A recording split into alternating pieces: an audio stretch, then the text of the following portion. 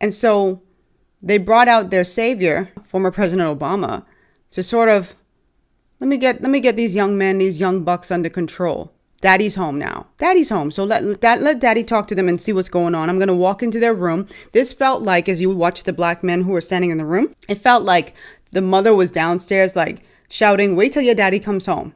And daddy comes home and he walks in straight from work.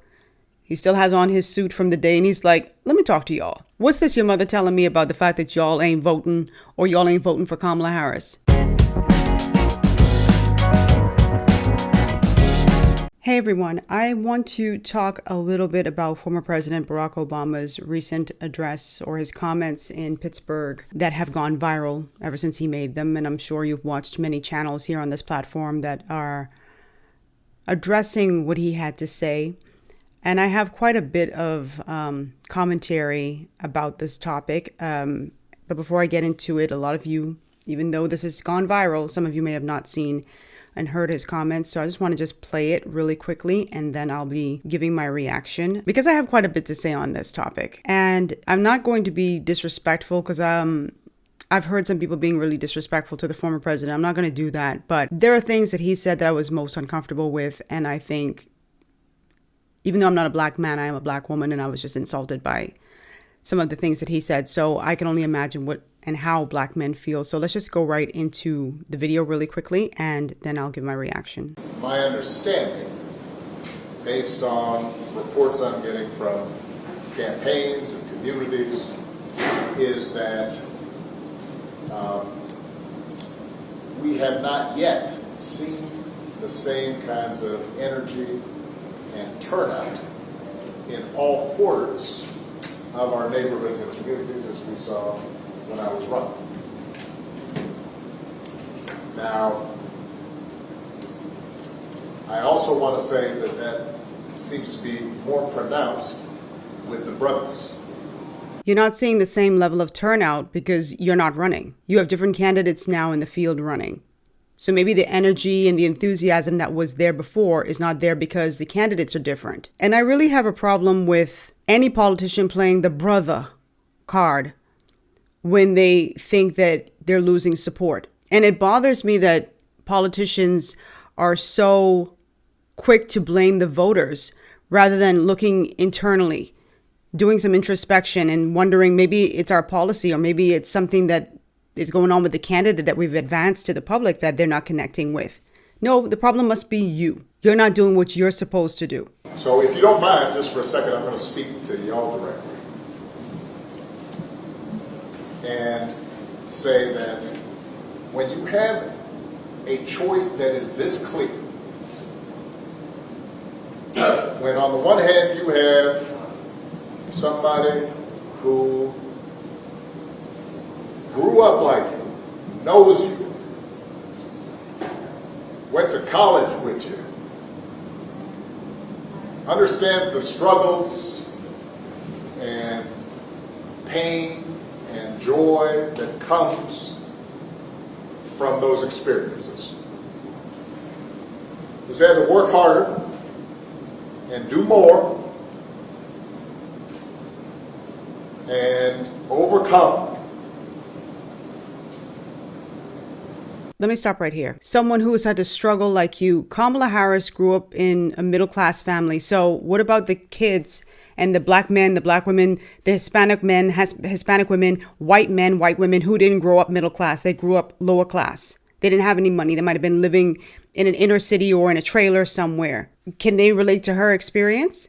What about Dr. Cornel West, who's in this race? Did he grow up with a silver spoon in his mouth? Did he grow up with like millionaire parents? And someone can grow up identically to me, have the same experiences, and still not do things that are in my best interest. And someone can grow up completely differently from me and enact policies that benefit me. Do you understand? We don't have to have the same struggle, the same upbringing in order for you to relate to me or to want to help me. What he is advocating for is for race-based voting. Because if we're being honest, that's why a lot of black people voted for former President Obama in 2008. You ask them, why did you vote for him?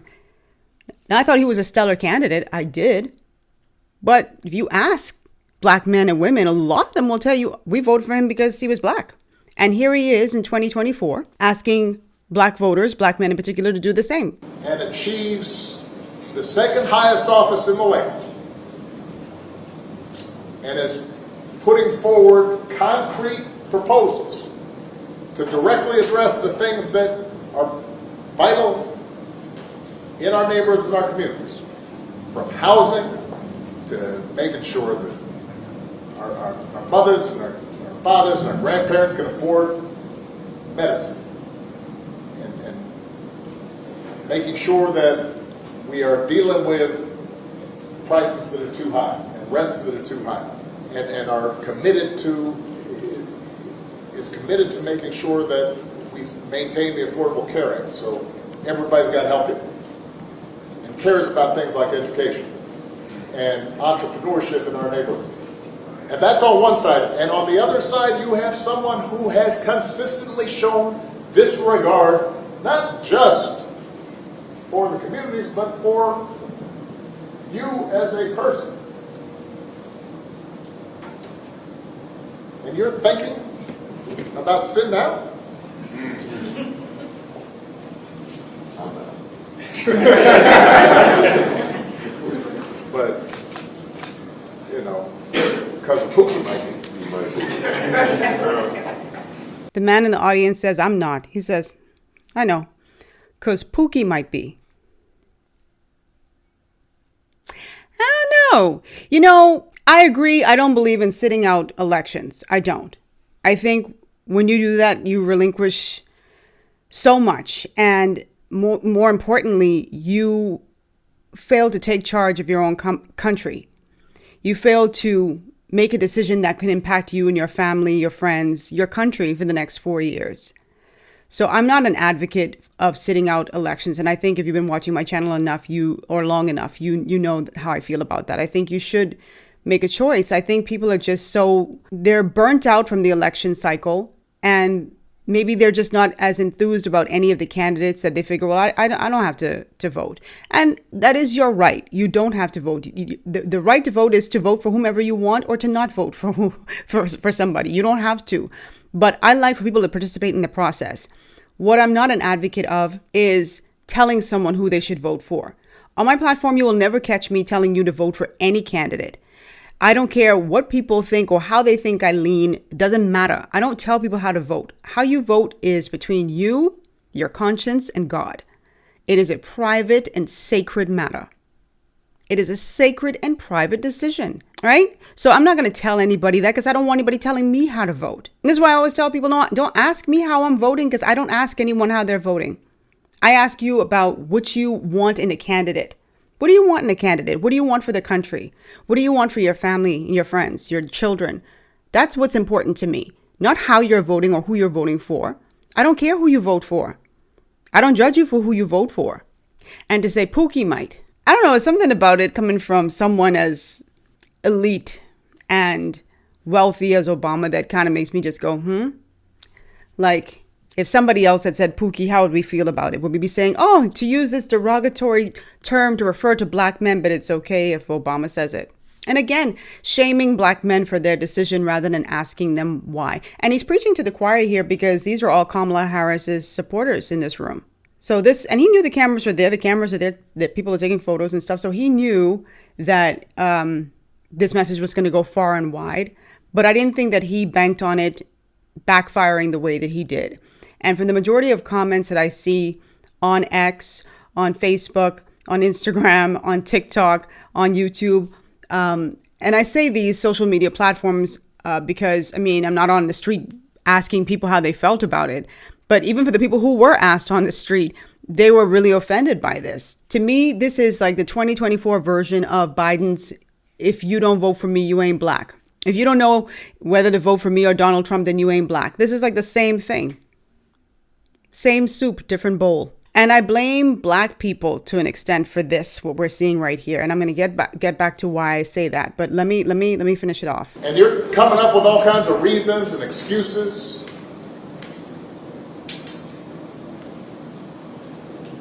I've got a problem with that. Because part of it makes me think, and I'm speaking to men directly now, part of it makes me think that, well, you just aren't feeling the idea of having a woman as president. And you're coming up with other alternatives and other reasons for that. I think he's wrong here. You know, there are men in this country, there are men all over the world, but we're talking about America, who don't want a female president. They just don't. They don't feel as if a woman is as strong as a man, which I think is foolish, but they're entitled to their opinion, right? During this election cycle, that's not what I've heard from black men, because I'm mostly surrounded by black men. And that's not why they're not interested in Kamala Harris. They've not even mentioned her gender at all. What they've said is she's not an inspiring candidate. What they've said is she's a flip-flopper. What they've said is she is pandering too much to the black community. They don't feel as if she's authentic. When she's asked direct questions about immigration or the economy or what her plans are, or how different she's going to be from President Joe Biden, all they are met with is, my sister and I grew up in a middle-class family. And they're tired of that. I've not heard one of them say, I don't want a woman as president. As a matter of fact, I've heard black men say they had no issue with Hillary Clinton, despite the fact that she was not the perfect candidate. They say, I would vote for Hillary Clinton before I vote for Kamala Harris. Black men have said this to me. So I don't think it has anything to do with her being a woman.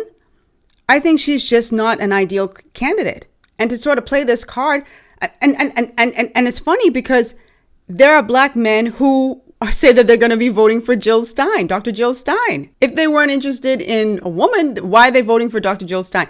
Somebody's going to move the goalpost and say, maybe because she's a white woman. Get out of here. I think that there are some politicians who have a problem with the fact that black men are thinking for themselves. I've seen a change this election cycle where I feel like, and it's not to say that they haven't been thinking for themselves, but I see it even more so now where black men are standing up and saying, no, you're not going to tell me how to vote. You're not going to guilt trip me into voting a certain way. I'm going to vote how I want to vote, and there's nothing you can do about it. And so they brought out their savior, former President Obama, to sort of, let me get these young men, these young bucks under control. Daddy's home now. Daddy's home. So let daddy talk to them and see what's going on. I'm going to walk into their room. This felt like, as you watch the black men who were standing in the room, it felt like the mother was downstairs, like shouting, wait till your daddy comes home.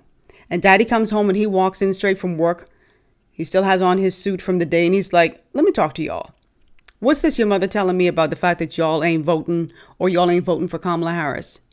What's going on here? Because let's talk. That's what it felt like. And the reason why I said a while ago that it's our fault, right? I feel like this is the result of fatherlessness in the home. Hear me out. We have so many black men who did not have their father in the home that they resorted to fictional sitcom characters and politicians to sort of serve as that father figure. And Barack Obama is one of them. You had a lot of young black men who didn't have any father figures in their lives looking up to Barack Obama thinking, you know what, he's going to steer me because he's like a father to me. And that's a beautiful thing if you didn't have that father figure to kind of look up to someone and, look to them for guidance. But you have to also understand that you're dealing with men here, not children, not little boys. And so they are free to think for themselves and make decisions for themselves. This again, and this is off topic, but this is why it's so important to have those father figures in the house, to have fathers in the house, to talk to their kids. And I'm proud that people are thinking differently. It's not about me wanting them to vote any particular way. Just this is what democracy is about. This is what education is about. This is what stepping outside of your comfort zone is about, and not being herded into one area because someone who you admire and someone you look up to is saying you should go in this direction. I was disappointed, to be honest with you, because, and I have a great deal of respect for Barack Obama.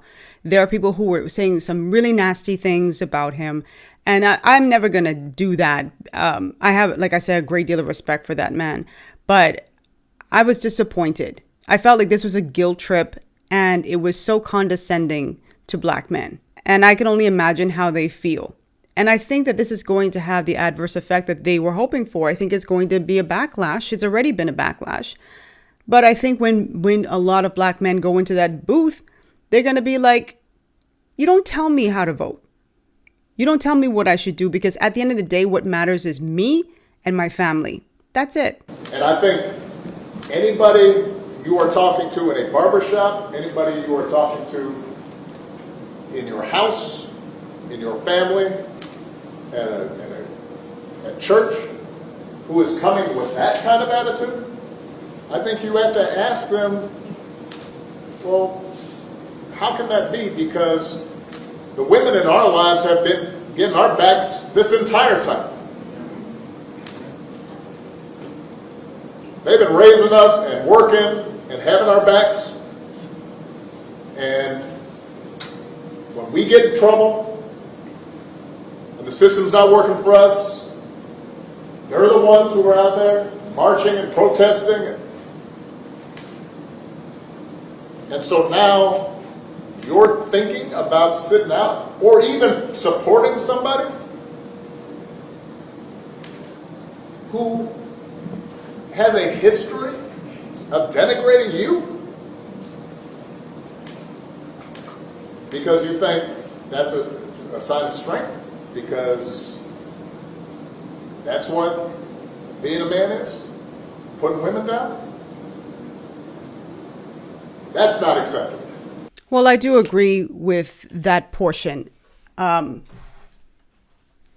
have to consider whether you want someone who is denigrating you. You have to think about whether you want someone who has put you down or doesn't think much of you. That's a consideration that I think a lot of people should have. This isn't a anti-Obama, pro-Trump speech or video. It's saying, really think about all these candidates, their good points and their flaws, and come to your own conclusion about who you are going to vote for. We are a few weeks away from the election.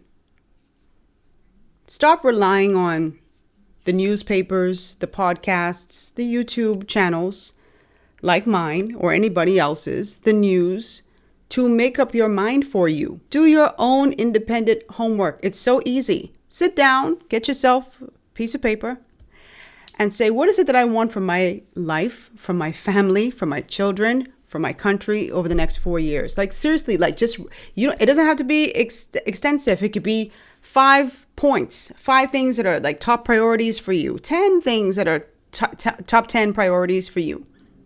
And then go through the websites of these candidates, and I'm going to put them down below in the description box so you can go and visit them for yourself.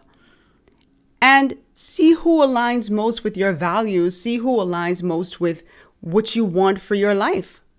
Whose policies do you like the most? And vote for that person. And don't let people guilt trip you and say, if you want to vote for a third party candidate, it's a wasted vote. How do you affect change if everybody says, well, I'm not going to vote?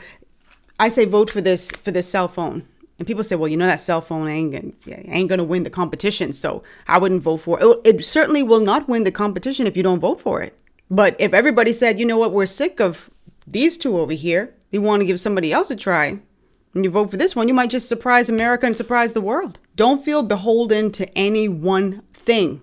Anyway, I kind of took my time responding because I really just wanted to think about it. And I didn't want it to just be a bash Obama session. Because as I've said before, I do have a great deal of respect for him. But I watched that video on the news and I just was so angry. Like, how dare you even consider voting for somebody else? That should, to me, tell you something. That, to me, if I were at Harris headquarters and Obama were there, Obama should be saying, what are we missing here? What are we doing wrong here? That people would choose somebody who has denigrated them over you. That they would go for that over you. How do we address their needs? And this is a fundamental problem because I find that these politicians love talking to black men and black voters, telling them what to do, but they're not listening to them. They just totally ignore what they're saying. And they go back to, no, the reason why you don't want to vote for her is because she's black. No, the reason why you don't want to vote for her is because she's a woman. No, the reason why. They're telling you the reasons. It's you who are not listening. If you like videos like this, please watch this one and that one next. Drop your comments down below. I cannot wait to chat with you in the comment section. Bye.